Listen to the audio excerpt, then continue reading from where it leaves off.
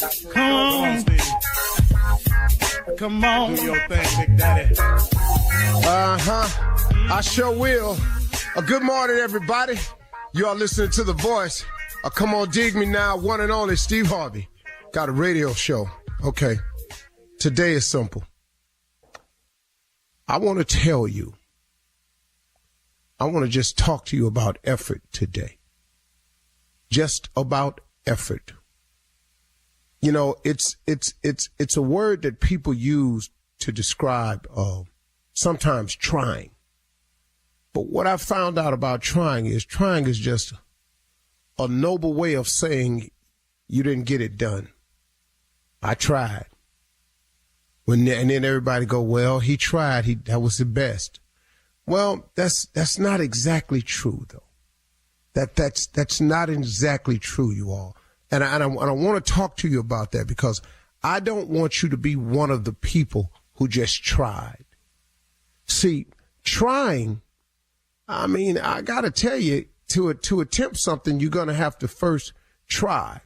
But I want you to change your mindset from trying to getting it done.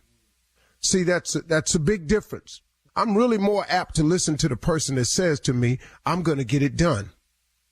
I'm going to try. What try does is it allows you to fail. It's the person that has the mindset that I'm going to get it done. It's the person who changes the complexion of things. I'm going to get it done is very different than I'm going to try. You know, look, man, I know this sounds a little harsh, but you got to stop feeding yourself these little old wise sayings that it was a valiant try. Hey, man, you talk to anybody that took second place in the Super Bowl and see how they feel about their valiant try. The only way to gain God's real blessings is you have to try something. Steve, you're backpedaling. Now, listen to me close. You have to put forth an effort to allow God to put his finger on something to bless on your behalf. You must start to attempt.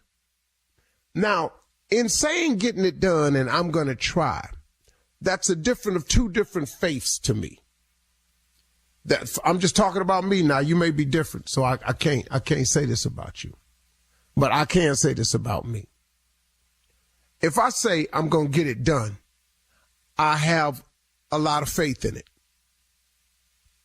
I am going to get it done because I just don't see failure as an option a lot of times. Now, if somebody says to me, like the Olympic team invited me out to curl one day, which is throw these stones on the ice. If you're not familiar with it, it's very simple.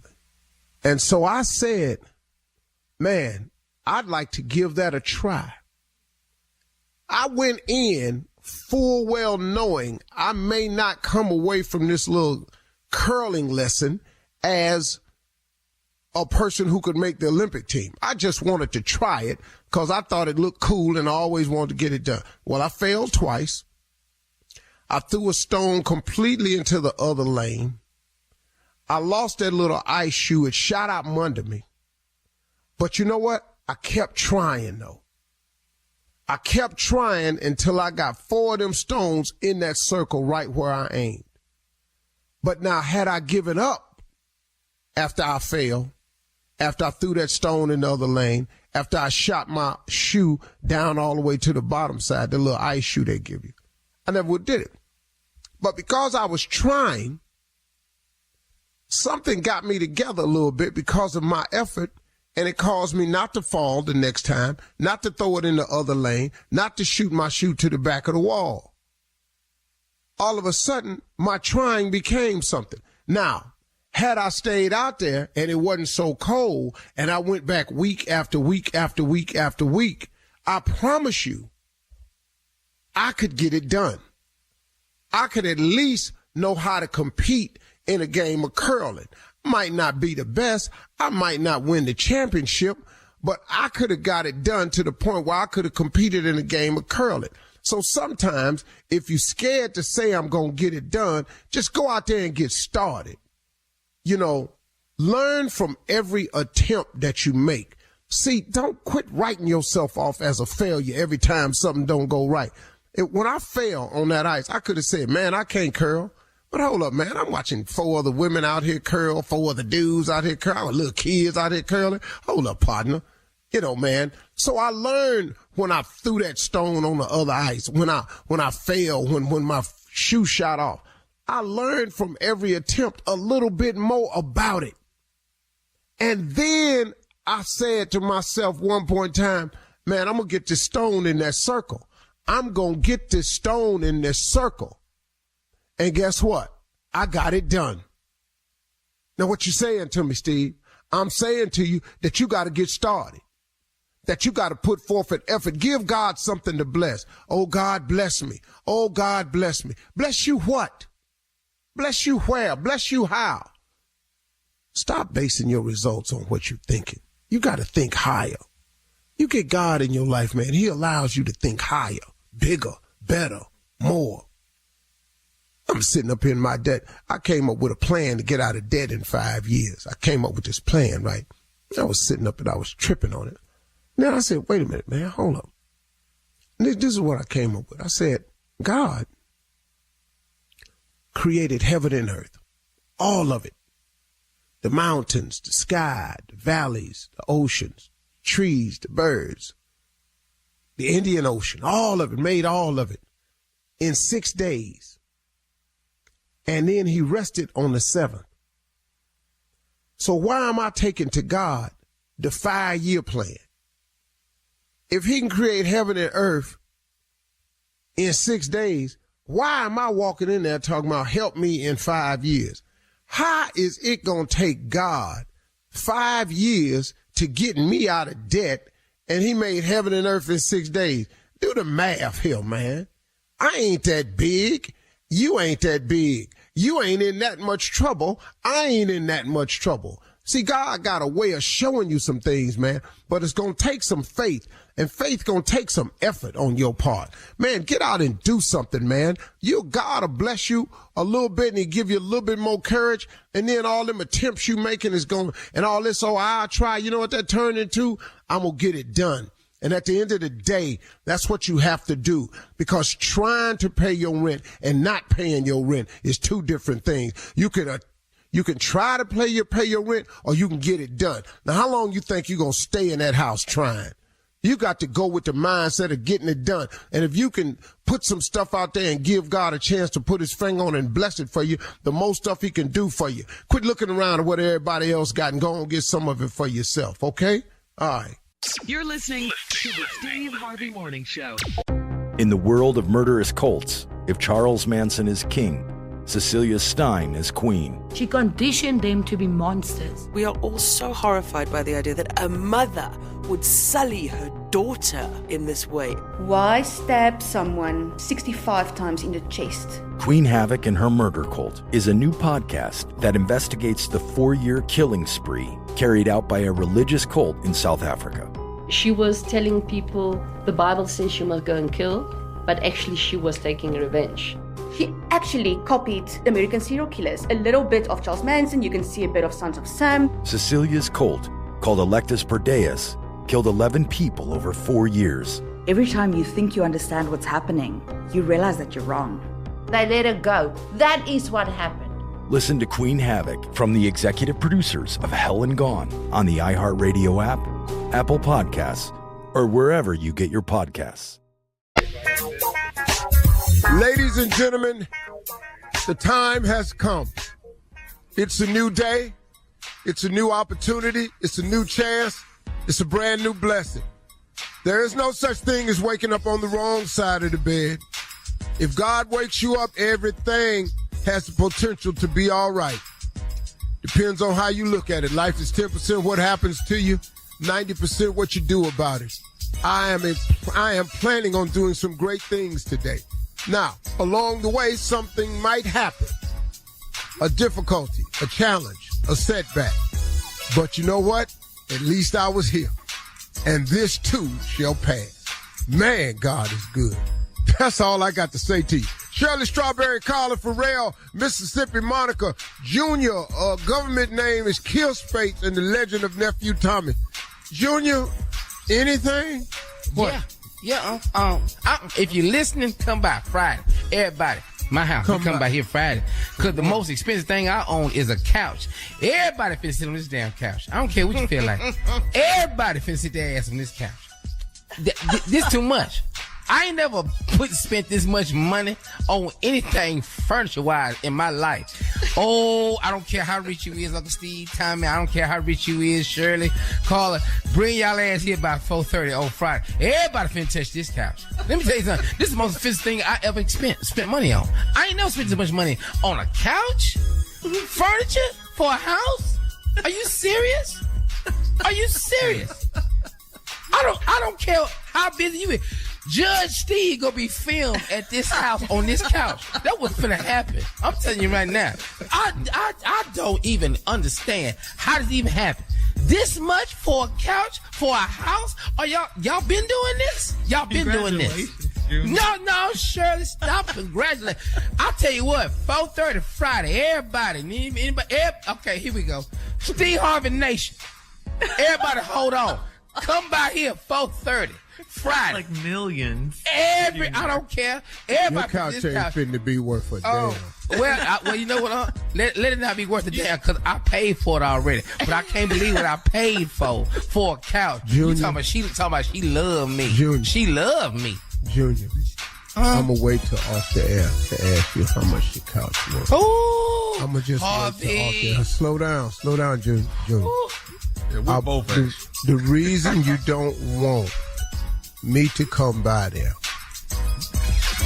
I'm going to just tell it to you right now. Because after you tell me what it costs, I'm going to get back in my car and I'm going to be about pretty mad as hell. Well, can I tell you why I want you? Well, I'm going to tell you why I want you to come by here. Why? Because as soon as you sit on it, the value goes up. I swear. I got news for you. It don't. Right now. That's what I'm telling you right now. This is going to be a collector's item by this weekend. Yes, it is. Oh, my God. You ain't I'm curious about this number right here. I'm real curious. For a couch. Let me tell you why it ain't gonna be a collector's item. Because somebody else got that same damn couch. They didn't make just one. Yeah, Junior. Yeah. All right. Can't wait to see you Friday about 4:30, Junior. Coming up at 32 minutes after the hour, we'll hear from the nephew as he runs that prank back right after this. You're listening to the Steve Harvey Morning Show. It is time now for the nephew to run that prank back. What you got for us today, Neff? This right here is my house, is your house. But that is my house, your house. Here we go. Let's go, cat dog. Hello, I'm trying to reach Russell. Yeah, this is Russell. Hi, Russell. I'm Isaiah. I'm a realtor, real estate, and I'm trying to do some schematics. I think I'm calling the right house. I'm not quite sure. Are you West Dixie Road? Yeah, that's me. Okay. This is a reference to. How many square feet is your house, if you don't mind me asking? It's about 3,500 square feet. I don't know if this is the right house or not. Is this, you have a deck out in the back, a all-weather type of deck out in the back? Yeah, I do. What's this about? Okay. How, if you don't mind me, Russell, how long have you lived there? Yeah, my man, I've already asked you twice. And you asking me for, like, personal information on my crib. What's this a reference to? Okay. Well, like I said, I'm a realtor, and I'm trying to get ahead of some things that's going on. And ahead of what? Well, it's been brought to my attention that your house is going into foreclosure, and it's going to be on the market in the next two to 3 weeks. So I wanted to make sure I was getting the right house, and I wanted to make sure I knew all this. And you got the wrong house. My house is not going in foreclosure. I'm up to date. I'm good. So you definitely got the wrong house. Okay, hang on. So West Dixie Road, and like you said, 3,500 square feet. This is a 2-car garage, right? I don't know what information you're getting, but when it comes to my name and my crib and what's going on with my bills and all that, I'm up to date and I'm fine. So you got the wrong information. You got the wrong person or the wrong information on the right house, whatever it is. But this is not. My house is definitely not going into foreclosure. Well, I'm on top of my bills like it's my woman. You get me? So so my whole thing is I don't even know why you're calling. My house is definitely not for sale. It's not going to foreclosure. I'm not behind on my bills. Well, sir, I'm telling you what my books say, and this is I'm looking at legitimate legal paperwork. Money, what I'm trying to tell you is this. I don't care about your books. Read what I'm writing to you. I'm up to date on my mortgage. You're just a realtor, so my whole thing is nobody's selling my house. My house is not. Okay, no. Let's back up. Let's go back to just a realtor. You're not going to talk to me like that. Now, I'm a realtor, and I'm a person that's on top of my game. Your house is going into foreclosure. Now, you can be in denial if you want to be, but I'm just trying to get on top of everything and try to sell the house as soon as it hits the market. So I know what I'm doing. You don't know. Until I sell, my man. Look, my ain't going into foreclosure, dude. So if I'm looking at paperwork here, why am I looking at paperwork that has your address on it, sir? That sounds like a personal problem. Obviously, you're not on top of your no, the personal problem is going to be yours when they come put you out your house. This says foreclosure at your address. Man, look, I'm trying to tell you, man. Don't knock on my door. Don't call. None of that. Nobody's coming to my house, knocking on the door, trying to put me out my house. And on top of that, a foreclosure takes a long time. Well, that's what I mean. This has been in there a long time. It's coming up in the next couple of weeks. That's what I'm telling you. What paperwork do you have? I am looking at paperwork. What bank? Do you even know what bank is selling the house or trying to put me in foreclosure? You're not. Are you with First Fidelity? That's not your concern. Okay. Well, you just asked me, sir. You just asked me. That's what's on this paperwork. It's not in the foreclosure. You got the wrong paperwork. You got the wrong address attached to somebody else's shit. Okay. This is your address. It is the right square footage. It is the right house, sir. I'm entertaining you right now, my man. I'm telling you, my isn't going into foreclosure. Okay. You know what? You're getting angry with me, but really, if you'd have paid your bills, you wouldn't be in this situation. You know what I mean? Are you paying your bills? I'm paying my bills, but evidently you're not paying yours because you're on your way into foreclosure. And now you're getting upset with me when I'm just a realtor calling, trying to catch. It's funny to me. This is funny. I'm on my deck handling my business barbecuing right now, dude. I'm not. There's zero, less than zero fear of me going into foreclosure. The attitude is not necessary. Matter of fact, this is probably. You call me with this bullshit? Get the. This is probably your last barbecue on the deck, so enjoy that.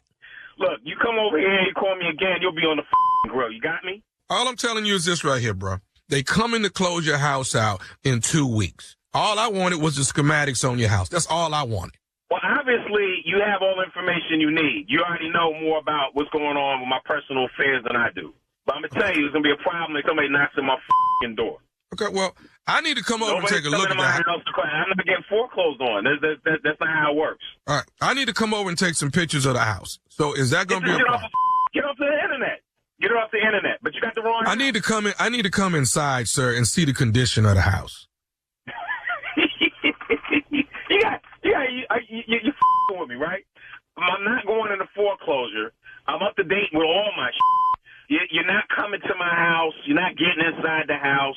Okay. You don't know what the you're talking about. Well, I'll tell you what. Your coworker Michaela, she seems to think different. Michaela? Don't you work with Michaela? Yeah. What's Michaela got to do with this? Michaela got me to call you, baby. This nephew Tommy from the Steve Harvey Morning Show. Russell, you been pranked, baby. You been pranked, baby. Oh my God. Oh my. Oh my God. Oh, that's crazy, man. I'm like, man, I got my up to date, man. What you talking about? I'm up to date, man. You up to date, baby? So even through the pandemic, you're still up to date? I'm up to mother date, man. Tell me this, what's the baddest, and I mean the baddest, radio show in the land? Steve Harvey Morning Show. Yes, sir, baby. You up to date, baby. You up to date. You got that right. Why? You can look at it any way you want to look at it. Right. I'm stupid on all cylinders. It don't matter which way you look at it. Any way you wants to look at it. The nephew is stupid on all cylinders. So I'll be back in another hour. Give y'all another little dose of stupid this morning. Y'all hold tight. Coming up next, it is Ask the CLO. Chief Love Officer Steve Harvey in the building. You're listening to the Steve Harvey Morning Show. Coming up at the top of the hour in entertainment news, talk show host Sherry Shepherd apologized for asking a guest on her show to get drunk with her. Sports commentator Shannon Sharp and his Club Shay Shay podcast are leaving Fox Sports. And blogger Tasha K still owes Cardi B $4 million, but she filed for bankruptcy instead. That's all coming up at the top of the hour, but right now it is time to ask the CLO. We're going to Faye in Roanoke, who writes, my husband's best friend is married to a much younger woman, and she's cheating on him and confided in me. I was sworn to secrecy by her, but I've known her husband a whole lot longer than her. Where should my loyalty lie? Do I expose her? No, you swore your secrecy. Yeah. You swore to the girl. You swore to the girl. That's what you did. See, I don't understand the way people operate and function. You know, now, if somebody come to me and say, hey, man, I'm going to tell you something, but you can't tell nobody. The first thing I'm going to tell the person is, hey, man, listen to me. If the information you about to give me is hurting somebody I dearly love, then don't tell it to me. Because I ain't finna be loyal to you. If I dearly love somebody, you can't come into me and talk about, man, I stole their money, or hey, man, I'm the one that got them fired or whatever. No, you can't come to me with that. So, see, I always remember, man, when a person is coming to bring you bad news, there's some more behind that bad news now. Because, you know what I'm saying? They're just trying to get their conscience clear. So I would not tell it because you swore that to her. But now you're trying to weigh out the scales of justice. See, that's why God say vengeance is mine, saith the Lord. That's why God say that. Because now here you are trying to figure out the right thing to do, and you don't even know. That's why you ain't got no business dealing out punishment, vengeance, and all that. That's exactly why he said. Don't it get real clear to you after a while? Now, here this lady right here. She in a real quandary now. I've been knowing him much long, and she cheating on him. Now you gonna come and tell this man that. And what is that gonna do? You think that make that man feel better? You think he be, man, please, lady, stay out of it. She confided in you, then you should just say, hey, look, you need to stop, go home, work on your marriage. Because people make mistakes. You could do that. All right, moving on to Melissa and Tyler. Melissa says, I'm 33 years old and married. My husband told me that I must have sex with him at least 4 times a week, and I don't like scheduling sex with my husband. We've been married 4 years, and this is his new rule. Will he cheat if I don't give it up? Yeah, 4 is a lot. It's a good number, but that's a lot going on. 7 days in a week. She got 3 days off. Busy, dude. Yeah, she tired. Yeah. You're 33 though, What? But he putting stipulations on her though, dog. He a little out of control.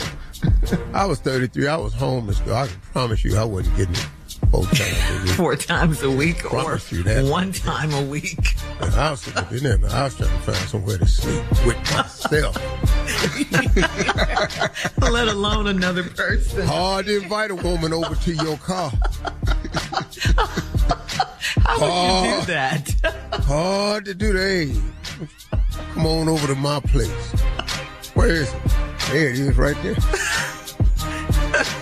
Yeah, those were some rough years, man. No, I can't even. No, 33 don't, I can understand that, but you can't make a rule. You can't make a rule. You can't just do that. That ain't how it works, man. No. You don't own her. That's her body. And it should be organic and spontaneous. Yeah. I mean, it might just feel like 2 times a week. Right. Might be a little activity on the third one, but you 4-time mandatory. Well, And I'm going to tell you right now, it's a whole lot of days they just don't feel like it, for whatever the damn reason is. It could be the PTA meeting ran too long. It could be she was helping with the homework and it got on her nerves. This heifer wore the same color blouse to work she wore. All that. I don't care about what's going on at that schoolhouse. Get in here. It's time. It's Wednesday. Get in here. Get in here. It's Wednesday. You might as well go and get them papers right now. Yeah, that's hey, Tommy, when you back in your chair right there, can you take your mic back there? There you go. That'd be nice right there. No, why do you say that, Steve? Why are you asking? Because he is too close on this damn Zoom we on. I like it. Look at his whole, all you can see is his face. He ain't got no shoulders. His nostrils. He the only one that ain't got no background. Okay, there you go, though. Face oh, no. Come on face. back, Tommy. Come on. I'm cool with that. Okay, cool. What? I want as long as you ain't got to be, just right. I'm good with it. Let's go. All right. So, no scheduling for Melissa and Tyler with her husband. Moving on to Dawn in Germantown. Get back on this Zoom so we can Dawn in Germantown. Dawn in Germantown writes, my husband has a habit of going out with his female coworkers for lunch or for cocktails after work, and he's always treating. He's running up our credit card monthly, trying to impress these women. And how do I get him to stop being a sucker? Oh, wait, say that again, Shirley. I missed you. All right, so this is from Dawn in Germantown. Her husband has a habit. He likes to go out with his female coworkers. He likes to take them out to lunch, cocktails after work. And he's always treating the ladies. So the wife says he's running up the credit card monthly trying to impress these women. And she wants to know, how does she get him to stop being a sucker? Well, you stop him. You stop him. That's real simple. Buy them heifers another drink. Put another snack on this credit card for one of them heifers and see what happens at this house. You can do that because the fun you having out there at happy hour is not going to outweigh the misery you're going to have at your house.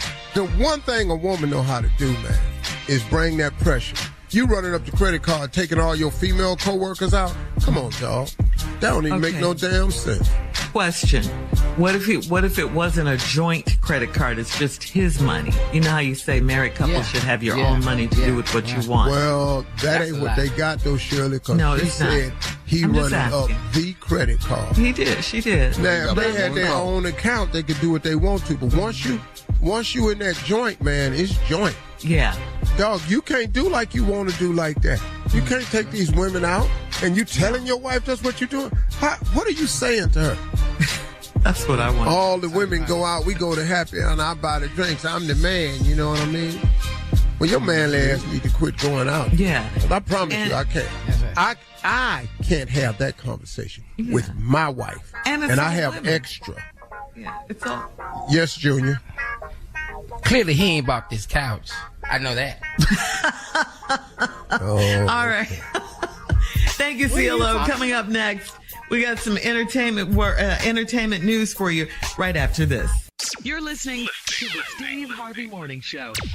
In the world of murderous cults, if Charles Manson is king, Cecilia Stein is queen. She conditioned them to be monsters. We are all so horrified by the idea that a mother would sully her daughter in this way. Why stab someone 65 times in the chest? Queen Havoc and Her Murder Cult is a new podcast that investigates the 4-year killing spree carried out by a religious cult in South Africa. She was telling people the Bible says you must go and kill, but actually she was taking revenge. She actually copied American serial killers. A little bit of Charles Manson, you can see a bit of Sons of Sam. Cecilia's cult, called Electus per Deus, killed 11 people over 4 years. Every time you think you understand what's happening, you realize that you're wrong. They let her go. That is what happened. Listen to Queen Havoc from the executive producers of Hell and Gone on the iHeartRadio app, Apple Podcasts, or wherever you get your podcasts.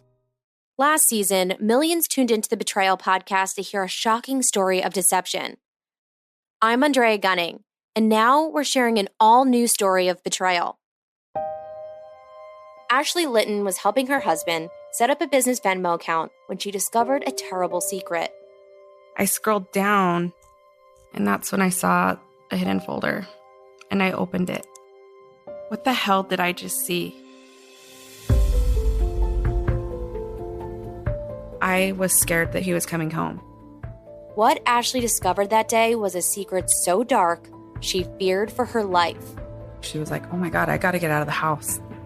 He's going to find out that I've seen this. He's going to come kill me.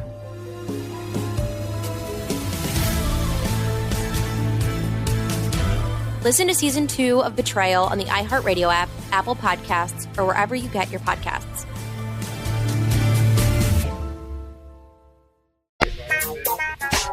Well, we all love Sherri Shepherd, love her talk show, and on the talk show, she made a big mistake on national TV last week when she had journalist Elizabeth Vargas on her show, and she kept mentioning about getting drunk with Elizabeth Vargas, who has been sober since 2014.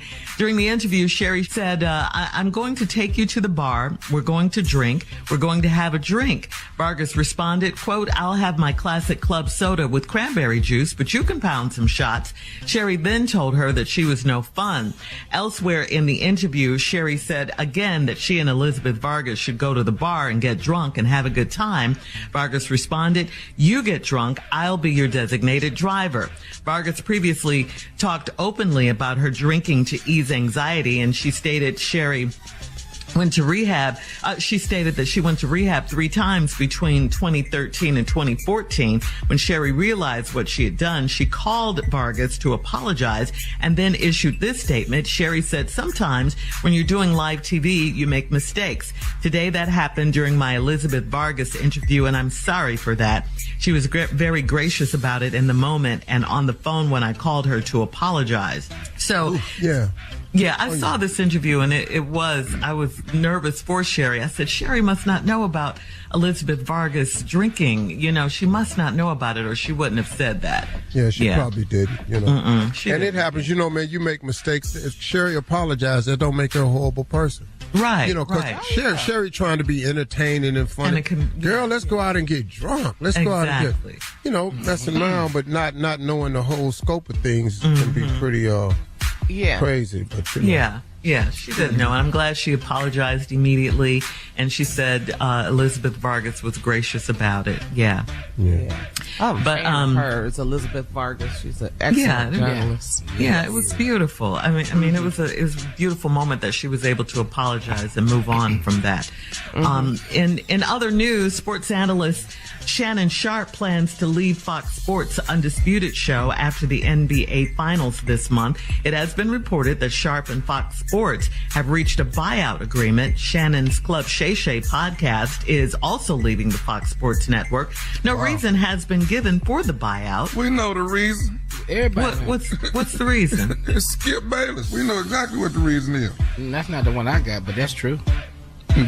What? Well, what you got, Junior? What's the tease? The reason why he leaving because he come over here Friday on this damn couch. That's what he been doing.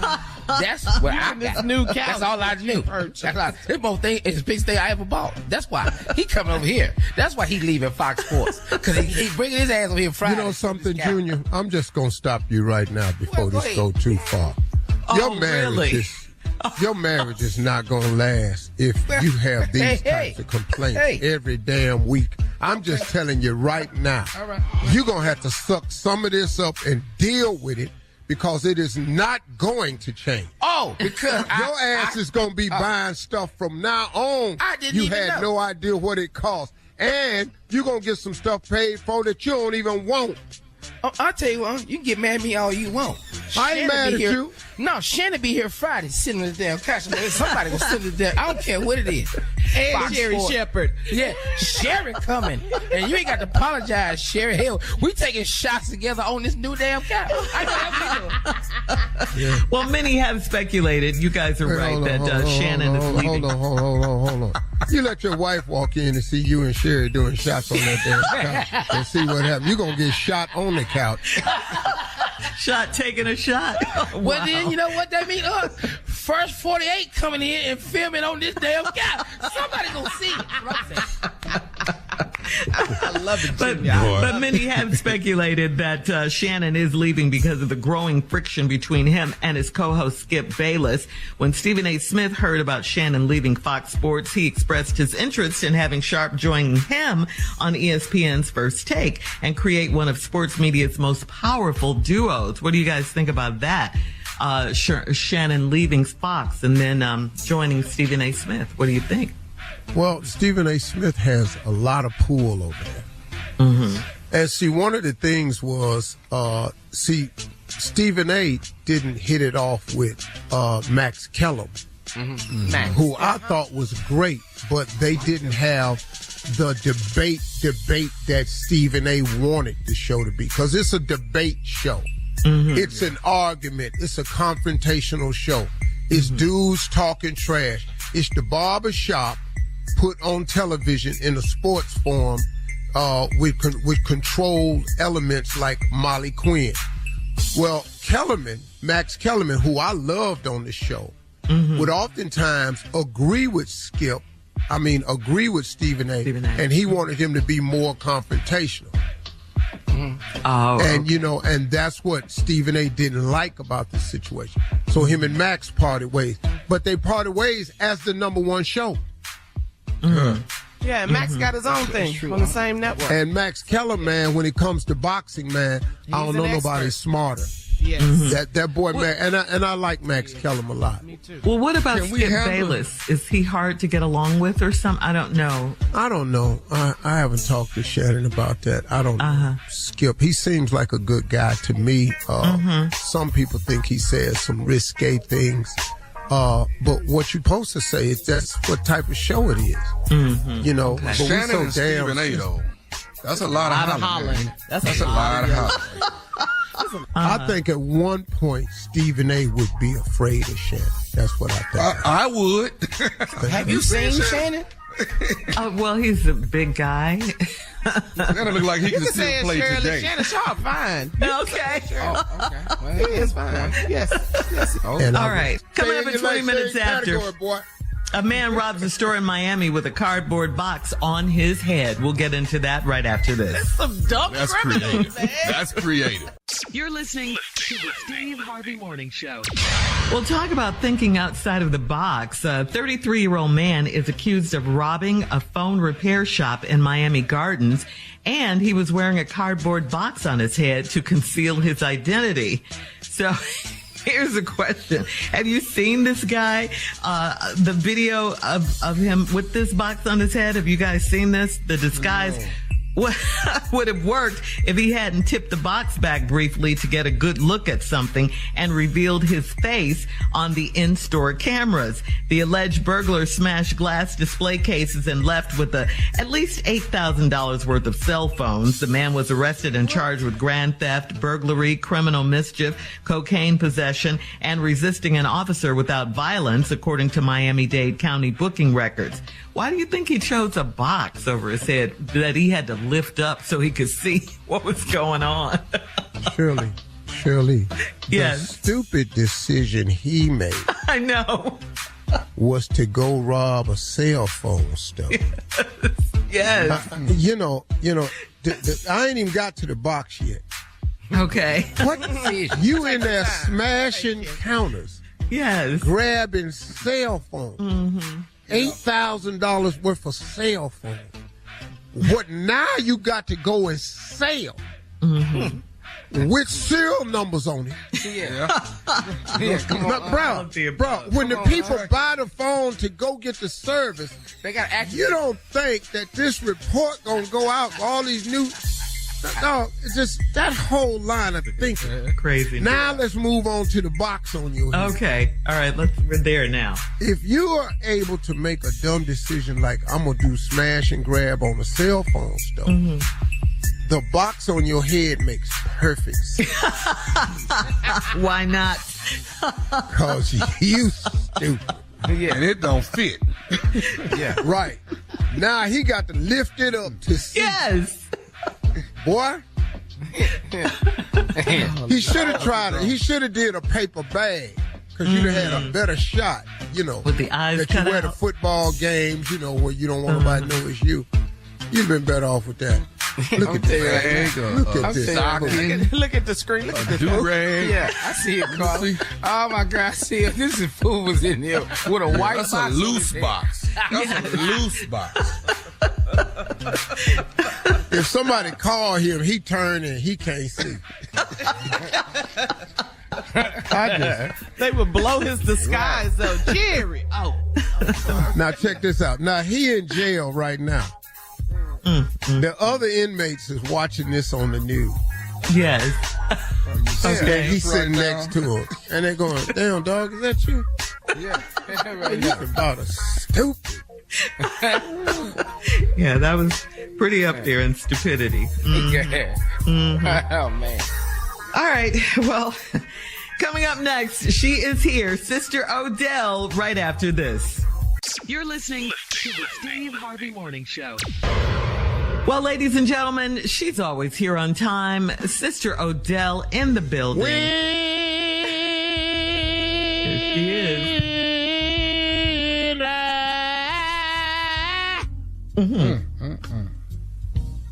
Was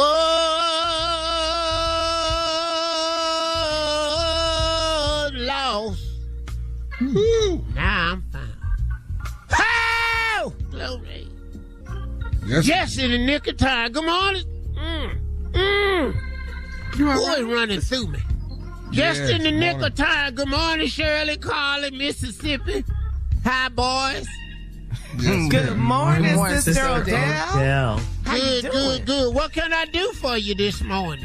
Well, I'm glad you're here today, Sister Odell, because you know the rapper Waka Flocka Flame? You've heard of him, right? You know who he is, from Atlanta.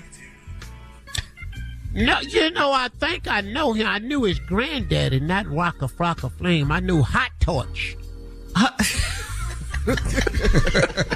Oh, big old strong Hot Torch. Used to call him HT. HT. Hot Torch. Back in the day. Well, Lord have mercy. Well, Mr. Hot Torch. You know why they call him Hot Torch? Why? Because if it got hold to you, you were scorched. Scorched, okay. Well, he was cutting through farmlands just wrecking lives. It was women's looking for him and daddies looking for him. He had a warrant out for him before warrants was ever created. Oh, really? He the one was on wanted posters. Oh. But what the police didn't know, he was wanted for other things too. Other things? He wasn't, he was just wanted. You know what I'm saying? Go ahead, anyway. Yes, ma'am. But what is he saying about walking them? Well, Hot Torch's grandson, Waka Flocka Flame, just recorded this gospel song with gospel artist James Fortune. Now, the song is called Voyage, and I just wanted to get your take on this. How do you feel about rappers crossing over to spiritual music? You know, Snoop did it a couple of years ago. Well, the Lord got to save you from something. Ain't nothing wrong with that. Okay. Just come on over here. They've been doing, listen, little man, Curtis Franklin. Kirk. Oh, Kirk Franklin. Yeah, yes, ma'am. Look at what he did. He brought the little hippity hop to the gospel community. Yes, ma'am. And we didn't care for it when he did it at first, but then he brought more young people in. So, you guys should get it. Maybe he can come on in and, get some souls turned over to him. Because if what's his name would have flocked. If Woulda Flock can come in, then all the rest of them, Tarface, he might save Tarface. He might save what's his name, Crew Pack. Crew Pack ain't here no gone. More. They could have got Lil Smalls. You can just say all these rappers you're mentioning are deceased. You could get Iced Tea. You could get Lemonade. You could get. Little baby, big baby, that there baby, the other baby, who's baby, sweet baby, chocolate baby, big baby, fat baby, small baby. Baby, do that there. Baby, look at here. Over here, baby. Over there, baby. Get all them babies saved. Yes, ma'am. You know, so that's what you need, people like that, you know, to come on to the Lord. Yes, You ma'am. know, So be you're, best you can. you like huh? this. You like this. You like the anybody crossover. can say, got to know Jesus. Got to know Jesus. Mhm. You know, you just got to know him. So were those some of your favorite rappers that you mentioned? Do you have any favorite Well, no, my favorite rappers is, you know, Petey Pablo. I liked him. He was country. Petey Pablo. Sing it for me, Sister Adele. Take your shirt off. Spin it around your head like a helicopter. Take your shirt off. I told y'all. Everybody have it. But y'all wouldn't listen to me. Now you in the club. Dancing your ass off. Shake it down. Shake it down. Shake it down, shake it down. I told y'all. All right. Everybody Sing have us out, Sister Odell. Prank Y'all phone call wouldn't coming listen up to me. next. You're listening to the Steve Harvey Morning Show. Coming up at about 4 minutes after the hour, it's my strawberry letter for today. And the subject is room temperature water and dish soap. Okay, room temperature water and dish soap. We'll get into that, find out what that's all about in just a few, because right now it is time for the nephew and today's prank phone call. What you got for us, Nav? There's some taxes that need to be paid. Okay. And I know you all pays the taxes, and I know my uncle don't want to hear the word taxes because that just sends him into something. Into a frenzy. A frenzy for sure. But this right here is booty taxes. What? Booty taxes. Yeah. See, when I have spent money on another man's wife and I have spent as much as I have, I'm going to have to claim taxes on her.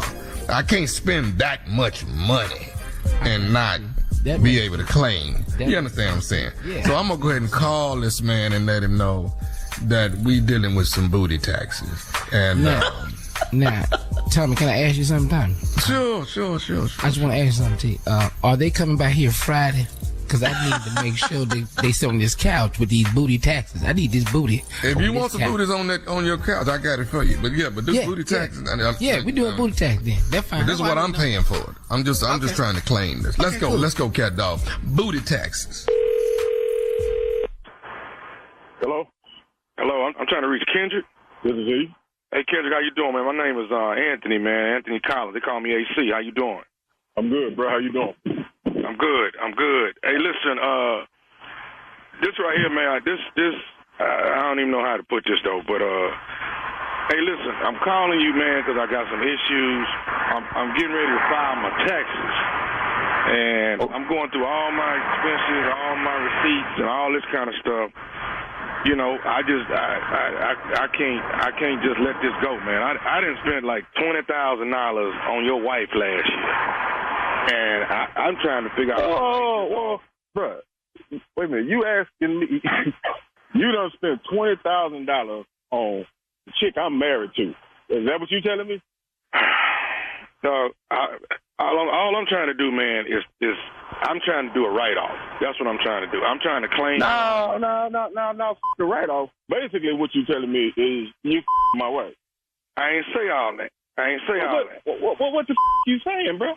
All I'm saying is I'm trying to figure out, is it all right if I claim Melanie on my expenses? Man, I'm over $20,000 on money I spent on Melanie last year. So first, let me understand something right quick. You asking me for permission to claim my wife. When the did you ask for permission to my wife? Help me with that, bro. Okay. Let's do this here. Gerard, I ain't say I did that. You saying that?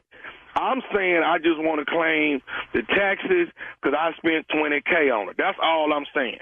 Okay, let's do this, bro. Let's put Melly on the phone. Let's put Mel on the phone. We ain't got to bring Mel in this. What I'm saying is, she already in it. She in it. What the you mean we ain't got to bring her in it? She in it. Man, you must be outside your mind.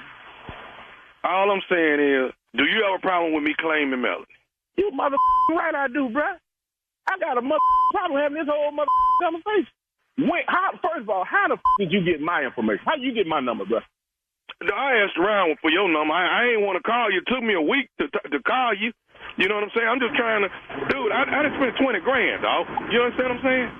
When did you spend 20 grand? That's the shit I want to know. I ain't spent 20 grand on this mother, and I'm married to her ass. So what the are you doing that you spent $20,000 on my wife, and then you want to claim that? Help me understand that, bro. Hey, man, I ain't trying to go into all my receipts on everything I did for Melanie. I'm not trying to do that. All I'm trying to do is just I want to know if you. I don't want us both claiming it because that's how you get in trouble. Bro, you already in trouble. Trouble is the last thing you ought to be worried about. And you calling my phone, telling me about some that you got going on with my old lady, and then you telling me, can I have your permission? You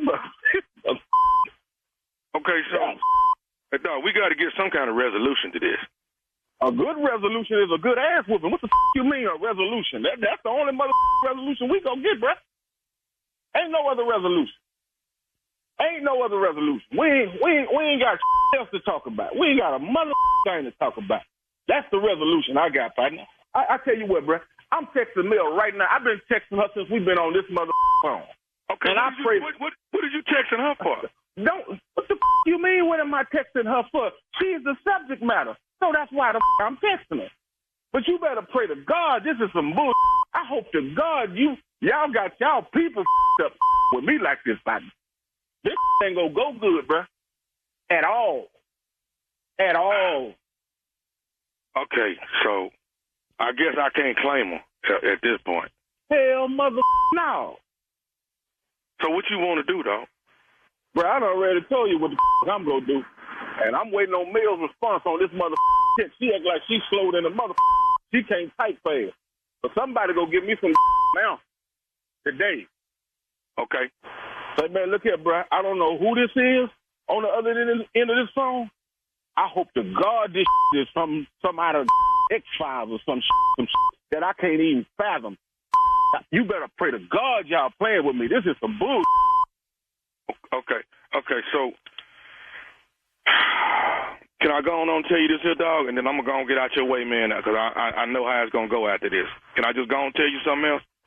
I don't know what the else you can tell me, bro. Only thing I can tell you, Kendrick, is that this is Nephew Tommy from the Steve Harvey Morning Show. Your wife Melanie got me to prank phone call you, dog. Boy, y'all some ratting boy. You look, that about to come in with your stuff. Oh God, man, y'all ain't man. Y'all ain't man. And I'm sitting up here eating some crackling, and I done threw them away because my blood pressure already high.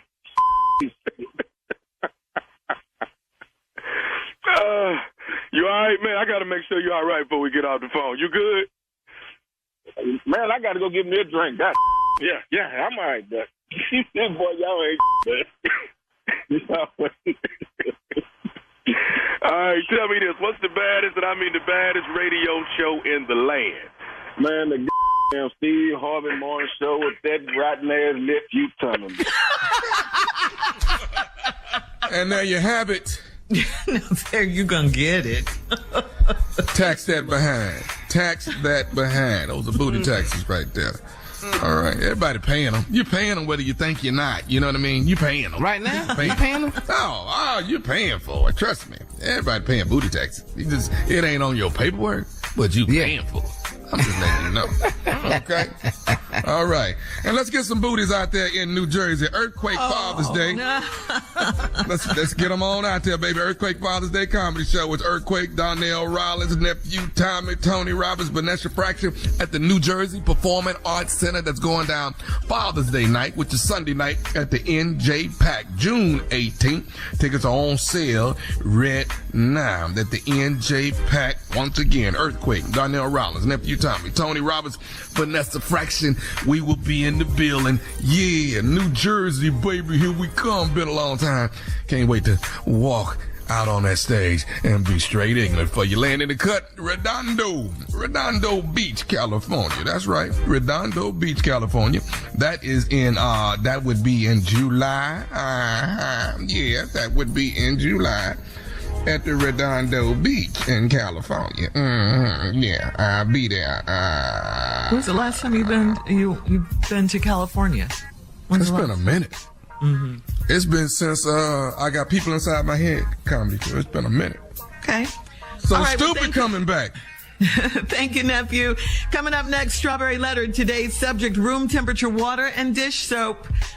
We'll get into it, find out what that's all about right after this. You're listening to the Steve Harvey Morning Show.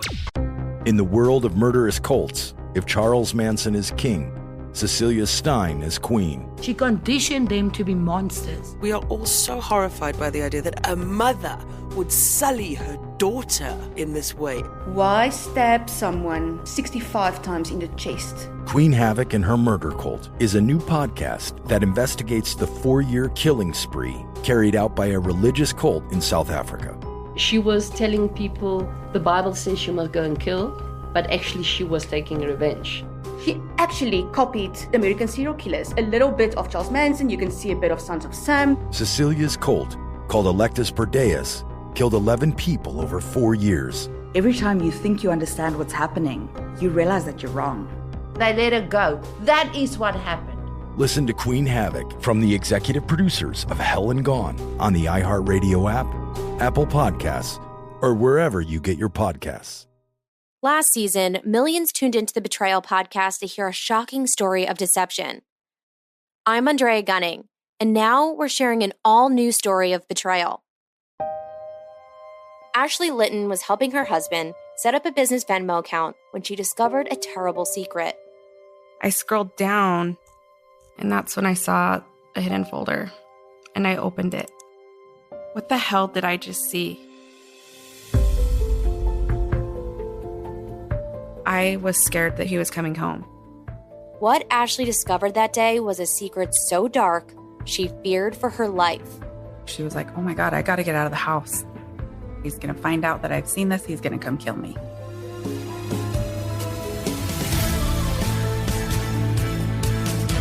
Listen to season 2 of Betrayal on the iHeartRadio app, Apple Podcasts, or wherever you get your podcasts.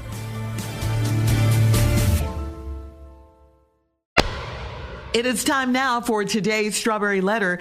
And if you need advice on relationships, work, sex, parenting, or more, please submit your Strawberry Letter to steveharveyfm.com and click Submit Strawberry Letter. We could be reading your letter live on the air, just like we're going to read this one right here, right now. And you never know. It could be yours. It could be. Buckle up and hold on tight. We got it for you. Here it is. Strawberry Letter. Thank you, nephew. Subject, room temperature water and dish soap. Dear Steve and Shirley, I found out that my new boyfriend is very special. I thought he was special in a lot of ways, but I didn't know he was special till our recent trip to my oldest daughter's graduation. We've been dating for 4 months, and I took a chance and invited him to go with me. It was a 3-hour drive, and I had expected him to offer to drive. The day before, he asked me when was I picking him up.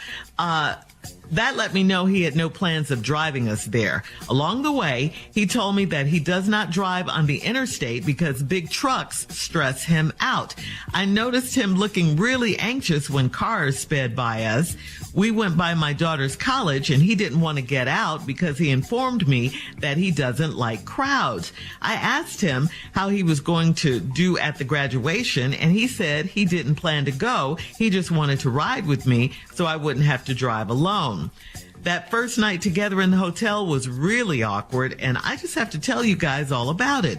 My boyfriend ran a big tub of water that wasn't hot and it wasn't cold. He said it had to be room temperature.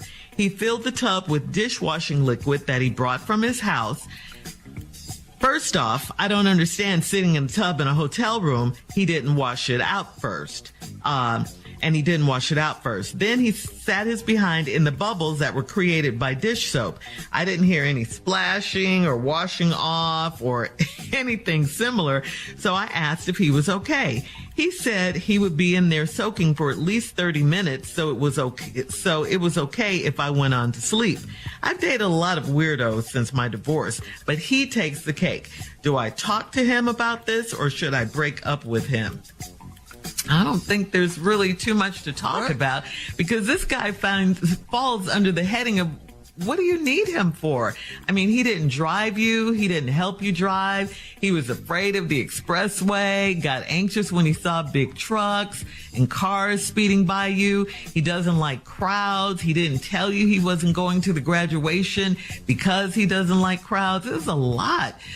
So again, what do you need this guy for? He told you to go to sleep while he was soaking in the tub. So I guess you don't need him for sex either. I mean, you called him a weirdo who takes a cake, and all these, to me, are red flags for you. So I say pay attention, because how he is now is how he's going to be if you guys do decide to be in a relationship. And I think you've seen all you need to see with this guy, and I don't think you guys are going to make it. Next, Steve. This letter is real clear to me. Room temperature water and dish soap. Let me just break this down, what you're dealing with here. You got a new boyfriend that's special. And you thought he was special in a lot of ways, but you ain't know he was special. Till y'all took a trip to your oldest daughter's graduation. Now that means you all are in your 40s. Your oldest daughter's graduation. You took a trip to that. I'm assuming that the girl must be in college. I'm assuming that. Mm-hmm. So y'all been dating 4 months, and you took a chance, invited him to go with you. It was a 3-hour drive. You expected him to offer to drive the day before. He asked you when you was going to pick him up. That let me know he had new plans of driving us there. Along the way, he ain't even offered to drive now, because along the way he told me that he does not drive on the interstate because big trucks stress him out. What did your punk ass just say? You saw it. You read it. Excuse me. If I'm a woman and I'm riding in the car with my man, and he tell me the reason he does not drive on the interstate is because big trucks stress him out, the next words out of my mouth will be, what did your punk ass just say? To his face. Now, here she is driving all around these big trucks. Her man said, that stressed me out. And then you noticed him looking really anxious when cars sped by us. So now you done slowed it down for his scary ass. And now he looking anxious when cars speed by. His shoulders going up by his ears every time a car go by. He in the car whimpering.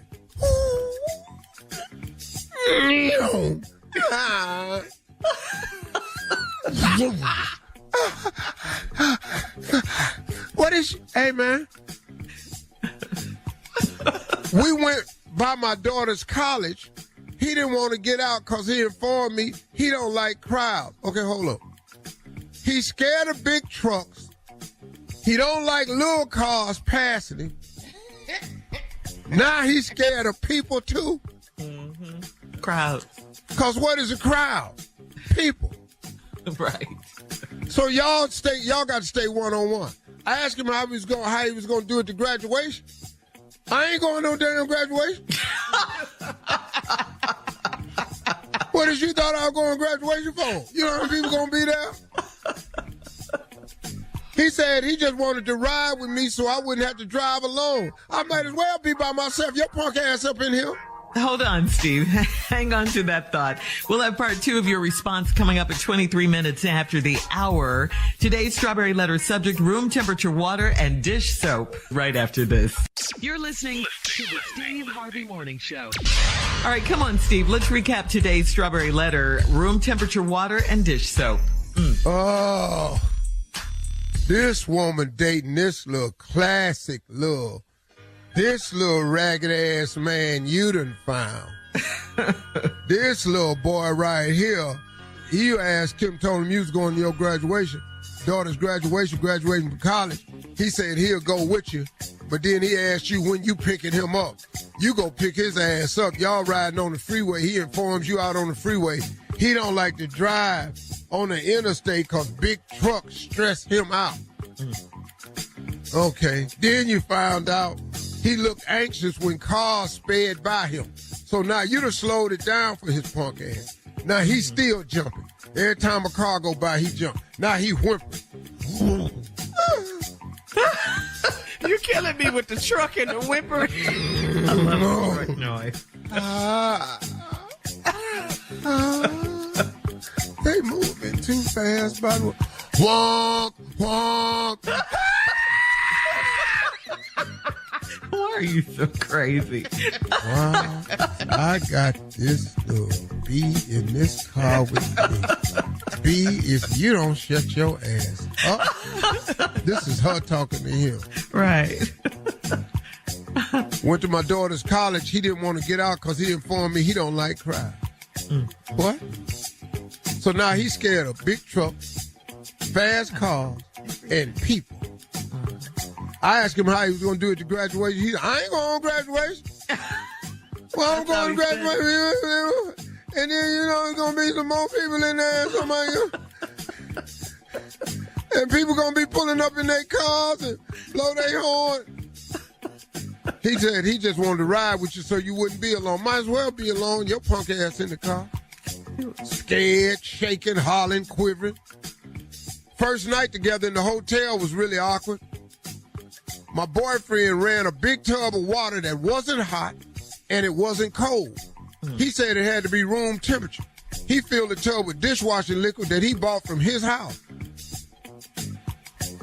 Listen to me. The only thing could have made this worse. What? Is if he'd have had a book, a glass of wine. Because I'm just going to tell you ladies right now, if your man gets in a bubble bath, which is okay, ain't nothing wrong with a man taking a bath. Ain't nothing wrong with that. Thank you. But if he got a glass of wine and a book, get some candles.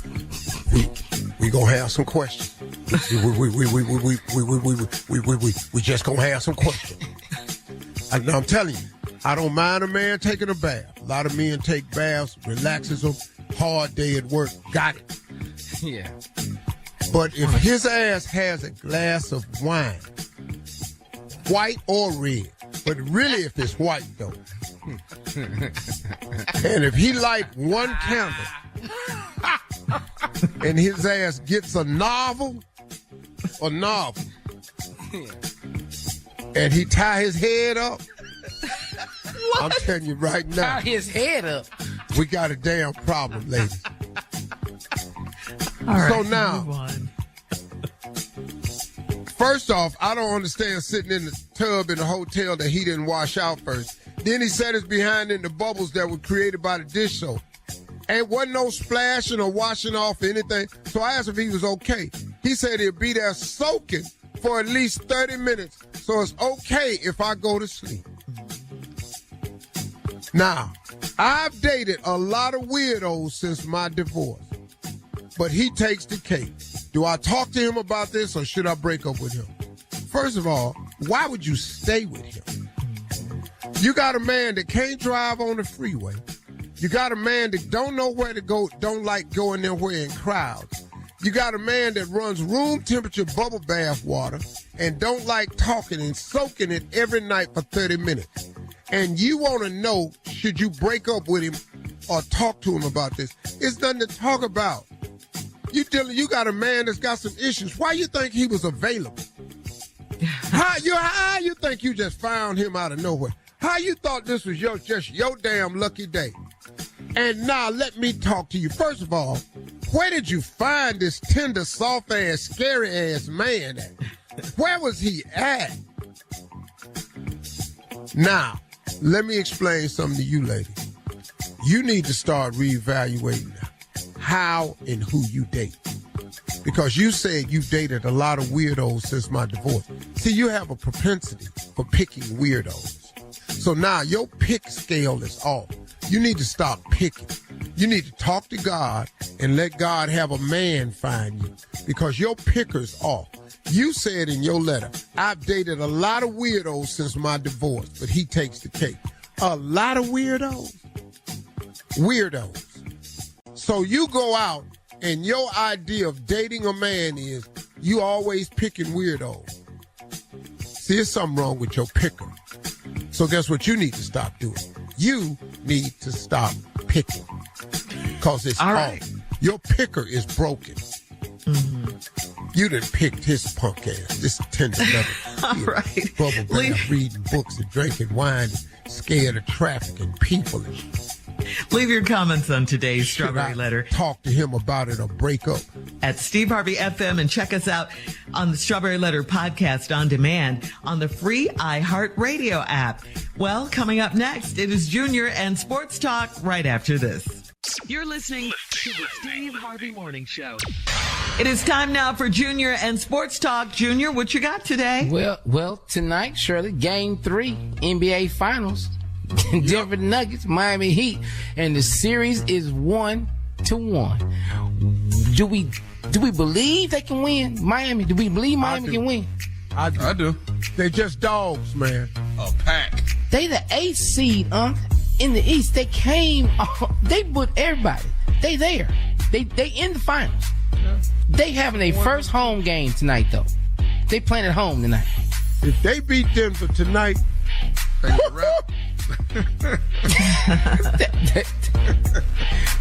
what is it you like about Jimmy Butler? What is it that Jimmy Butler do for you? He's straight hood.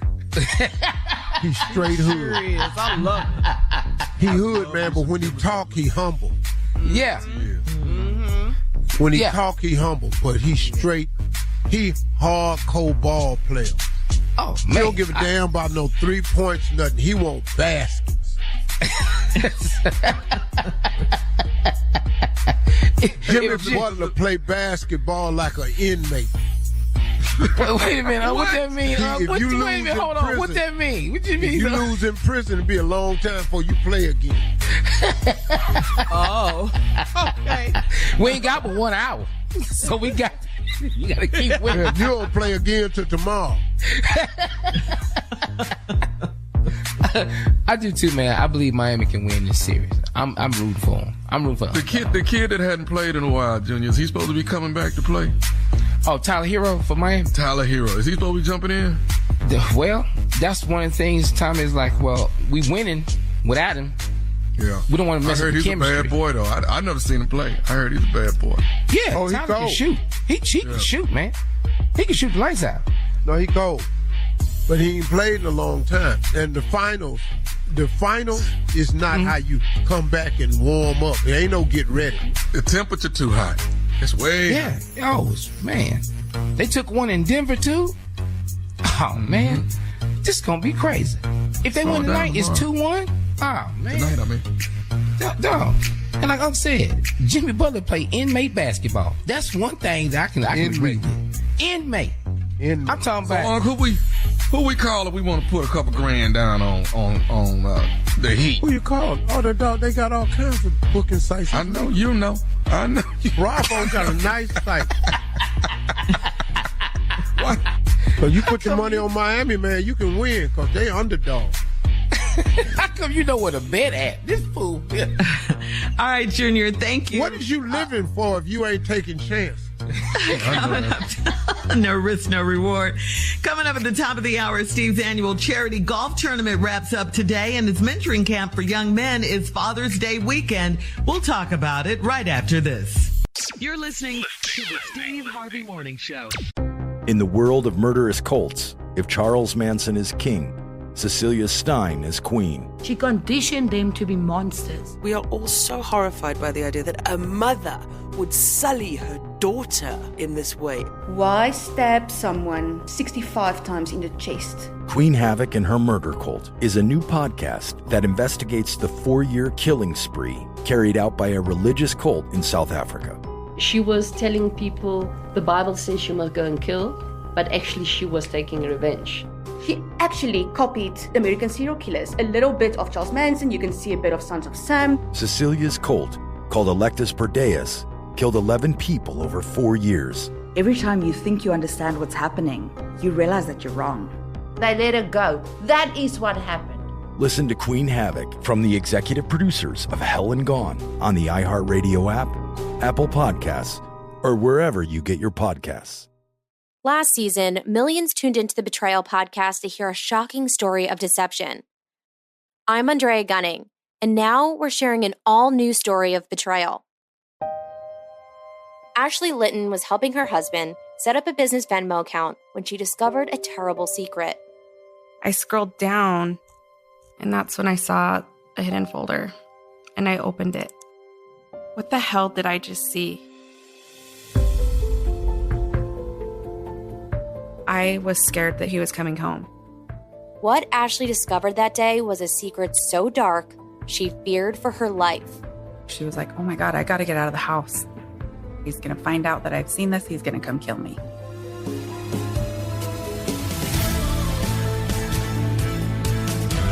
Listen to Season 2 of Betrayal on the iHeartRadio app, Apple Podcasts, or wherever you get your podcasts.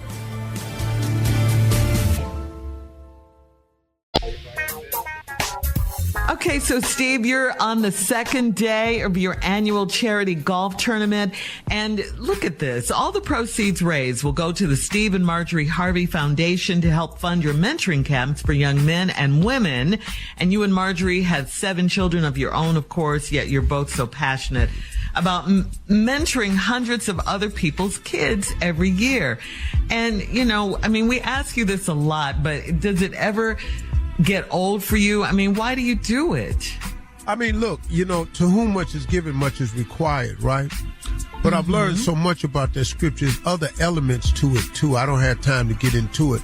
But my mom used to tell me all the time, she said, son, God blesses you to become a blessing. Yeah. What I've learned in my life is that the more God can trust you with what he's given to you, the more he'll give to you to be trusted with.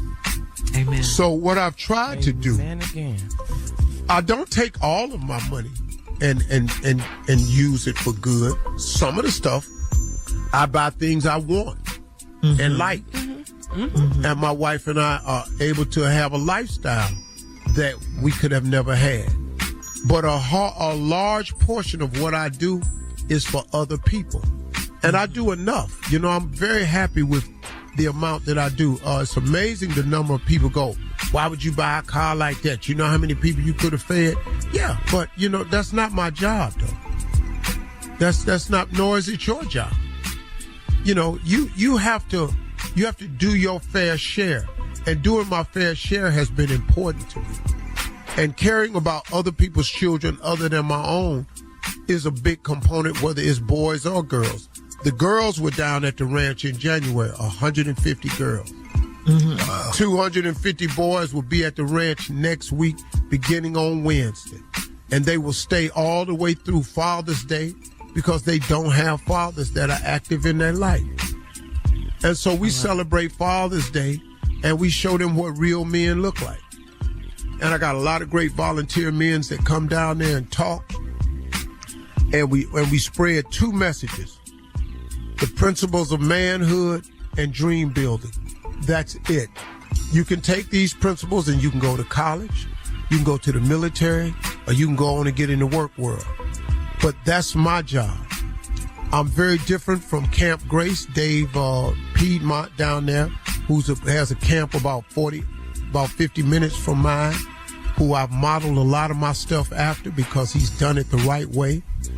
And he's in the soul-saving business at Camp Grace. He gets and turns children to get their lives turned over to Christ. I'm in the life-saving business. I'm trying to save boys' lives. Then if you want to get saved along the way, okay, but I got to get you. My job is to get your mind out these streets, get your mind out these drugs, get your mind out these gangbanging, get your mind on a positive path so you can go and accomplish what you want to accomplish. So he's in the soul-saving business. I'm in the life-saving business. Now, you would think the two go hand in hand, and they do. We've had 6 ministers come out of this program. We have 7 full-fledged brothers that are members of Omega Psi Phi. Who have pledged and crossed. We have ministers. We have engineers. We have military men. We have policemen now. We have counselors. We have a couple of lawyers that have come out the program. We've got a bunch of kids that went to college and a bunch of kids who graduated. So the program works. All I need now is help to build this ranch out, because I want to start building this year at one point. I didn't raise enough money to build the building this year. I couldn't get it done in time. So guess what? That don't stop nothing. I got enough buildings on it to make the program go forward. The tents are erected, and we are on with the program. Because it ain't how many buildings you got, it's how many programs you got. Yeah, that's right. That's doing God's work. Yes, and sir, thank you, Steve. Harvey. Yeah. Mm-hmm. All right, coming up at 20 minutes after the hour, we'll have more of the Steve Harvey Morning Show right after this. You're listening to the Steve Harvey Morning Show. All right, so Steve, let's remind the people, the Steve Harvey Nation, that your Elevate You Healthy Green Powders will be available in Walmart when this Friday. It is here. It is here. Yes. If you haven't been joined in already online at levateyou.com to get your absolutely delicious Vitality Green drink, and it really gives you a good boost of energy. It helps you with the digestion, and it helps you with mental clarity, and it just feeds your cells feeds you on a cellular level. It's really good. But on this Friday, June the 9th, at Walmart stores, come on, we have several new products we are introducing with the Walmart giant themselves.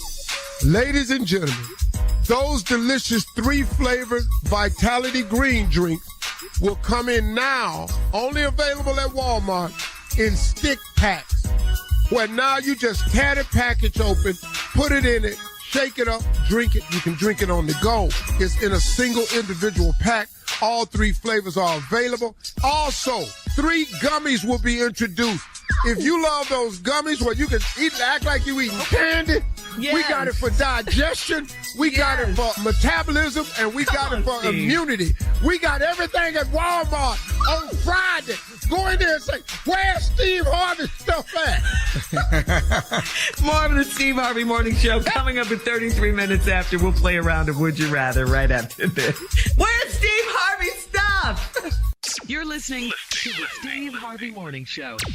It is time now for a round of Would You Rather. Would you rather have dry, cracked lips all the time or dry, ashy skin all the time? Woo. Be careful, Steve. No, I gotta take this skin. There's no way these things can be in your lips face. Gotta be wet. That long right here. No. Yeah. Gotta be big. Yeah. Because I'll be in your face, look like 2 glazed donuts is talking to you. It ain't gonna be a good look at all. I'll tell you that Steve, your right now. lips, dog. Yeah, my lips got to be wet. What? My lips got to be wet. Yeah. Wet my whistle. You know what I'm talking about. Okay, so you want ashy skin. Okay. Yeah. All right. So would you rather have a pool in your backyard or would you rather have a view of the ocean? I got that. Both of them. Let me tell you something. I ain't got neither one and don't want to talk about these ones because they all sound expensive. Well, you finna get one. Yeah. A pool, that's next, Junior. Yeah. Mm-hmm. I take All that. right, You see that couch was high. See that from your couch. Yeah.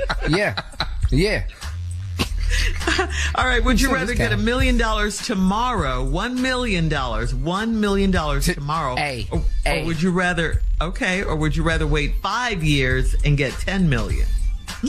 I could wait that 5. I'm waiting the 5 years. I'm gonna get the 10 in 5 years. Steve? That $1 million tomorrow? I passed. He's so rich. I get the $1 million tomorrow. What? You so rich? I will get Boy, the your ass. Wednesday, because there's no guarantee. Yes, on my Listen to me, nerves. Listen to me, y'all. Take that damn million. Thank you. ASAP. Yeah. Don't listen to this little rich ass boy over here. I wait. Then we ought to be asking them who would they rather then, and not whether me and you would rather. Now, would you let's rather? Go on. Carla? I I told you my answer tomorrow. Let me get that meal. I told you. Yeah, tomorrow. And start fixing your life up right now. Immediately. Yeah. Talking crazy tomorrow. All right, would you rather take a vow of celibacy or a vow of silence? Silence. So you're just going to be quiet. Steve, you talk for a living. What is it going to be for you? I mean, we all do, but take a vow of how long celibacy. Is you talking? It just, would you rather a vow? 5 years, a year, 10 years, however, a vow. I can't stop talking for no 5 years. I'm going to take a vow of celibacy, but I'm not going to do it. So you're just lying so at this point? Yeah. Break your vow. So you're gonna break it. I broke a vow before. We know. We'll put be my back. hand on the Bible and got on stand and lied. Yeah. We'll be back with our last break of the day at 49 minutes after, and we'll get some closing remarks from the one and only Steve Harvey right after this. You're listening to the Steve Harvey Morning Show. In the world of murderous cults, if Charles Manson is king, Cecilia Stein is queen. She conditioned them to be monsters. We are all so horrified by the idea that a mother would sully her daughter in this way. Why stab someone 65 times in the chest? Queen Havoc and Her Murder Cult is a new podcast that investigates the 4-year killing spree carried out by a religious cult in South Africa. She was telling people the Bible says you must go and kill, but actually she was taking revenge. She actually copied American serial killers. A little bit of Charles Manson, you can see a bit of Sons of Sam. Cecilia's cult, called Electus Perdeus, killed 11 people over 4 years. Every time you think you understand what's happening, you realize that you're wrong. They let her go. That is what happened. Listen to Queen Havoc from the executive producers of Hell and Gone on the iHeartRadio app, Apple Podcasts, or wherever you get your podcasts. Well, if you missed part of today's show, you can catch up with the Steve Harvey Morning Show on demand on the very free, I said free, iHeartRadio app. There you go. Yeah, and it's free. So, Steve, any parting good closing remarks you have for us today? Y'all have to give me some questions for these. I got a question for you. I got a question for you too. Okay, go ahead. I'm open. Ladies and gentlemen, proceed. Okay, so you got your big golf tournament coming up. You're raising funds, and proceeds will go to the Steve and Marjorie Harvey Foundation. What are you wearing? How fly will your golf gear be today? At the tournament, I'll be wearing PXG golfing attire. What is that? PXG is the newest golf line that's out for golf clubs. It's a really great golf club. My game is saying it feels better when I do hit a good shot. Because you're so fly. No, you look good, you play good. Yeah. Feel good. You look good, you feel good, you play good. Play well. My claim to fame is I'm the greatest every now and then golfer to ever live. What that means is, it is amazing that I can play at the level that I play, and I don't play. Now, these guys out here that's handicapped 10, 12, all that single-digit handicap, you don't want my game. I understand that. You don't want my game. And I want your game. I really do. But I don't have the time to put in to get it to have for your game. Right. So I play my game. I go out there and enjoy myself. Look, I play with a foursome. We have a mulligan on each side. You get a mulligan on the front nine. You get your breakfast ball. And then on the front, you get a mulligan. And then on back, you get a mulligan. For those of you that don't know what a mulligan means, it means you get one shot that you get to do over. Okay. So that's how I play with my buddies, because, we all at the same level. We ain't great. So, we go out there and we enjoy ourselves.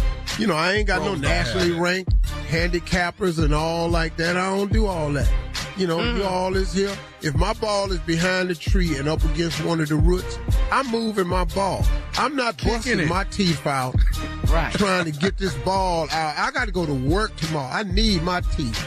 So I don't do that. And if you want me to move your ball you know, if you right there on that red hazard line, I'll let you play it.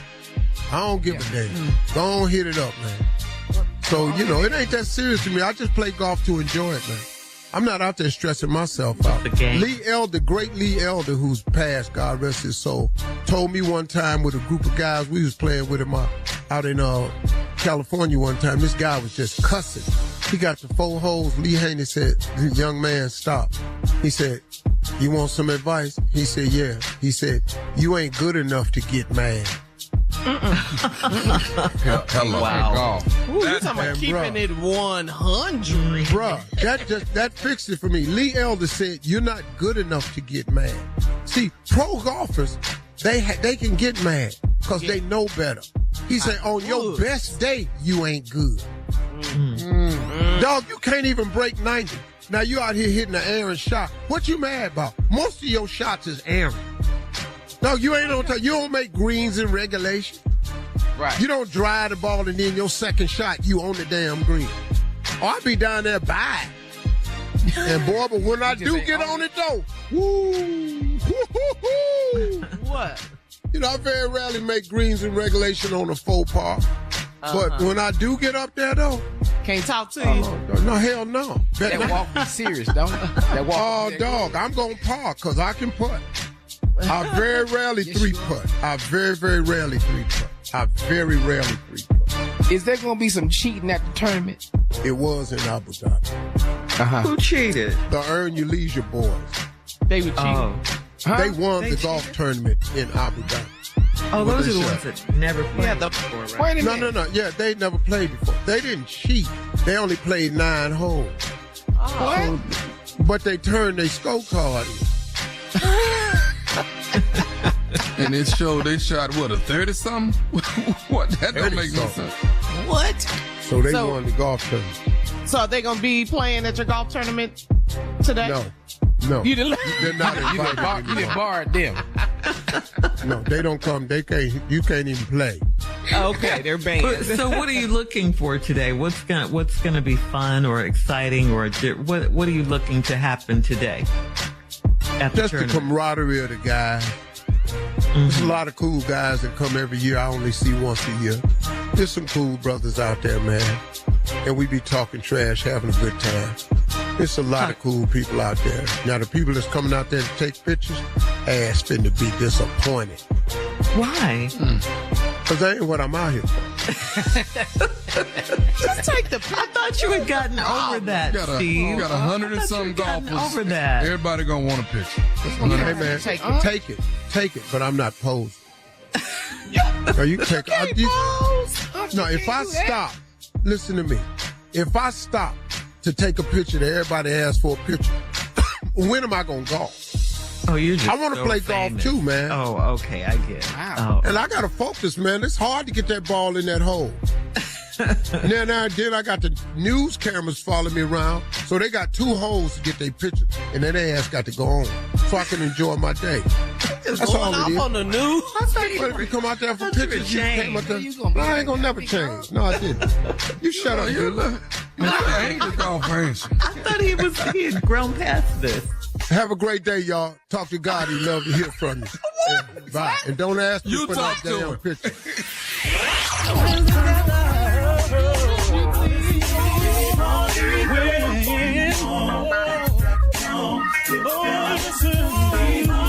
For all Steve Harvey contests, no purchase necessary, void where prohibited. Participants must be legal U.S. residents at least 18 years old unless otherwise stated. For complete contest rules, visit SteveHarveyFM.com. You're listening to the Steve Harvey Morning Show.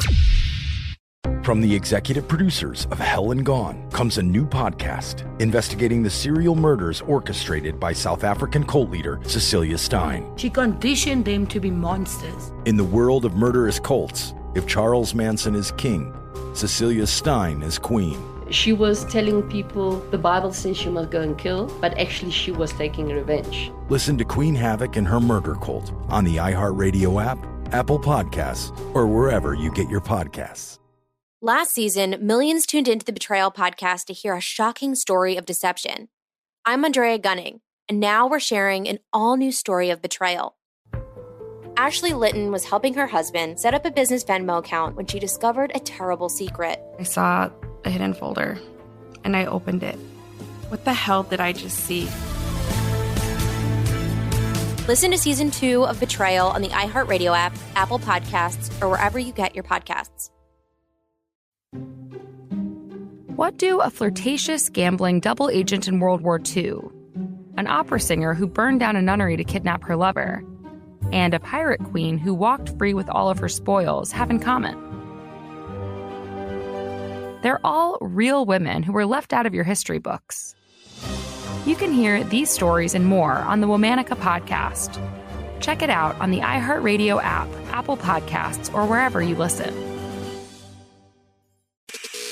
I'm Israel Gutierrez. I'm hosting a new podcast called 4 Years of Heat. It takes you to Miami from 2010 to 2014, when LeBron James, Chris Bosh, and Dwayne Wade set the NBA ablaze. You know, have an opportunity to team up with the best trio to ever play the game of basketball. We'll take you inside those 4 monumental years with behind-the-scenes access and insight about one of the greatest teams ever assembled. 4 Years of Heat on the iHeartRadio app, Apple Podcasts, or wherever you get your podcasts.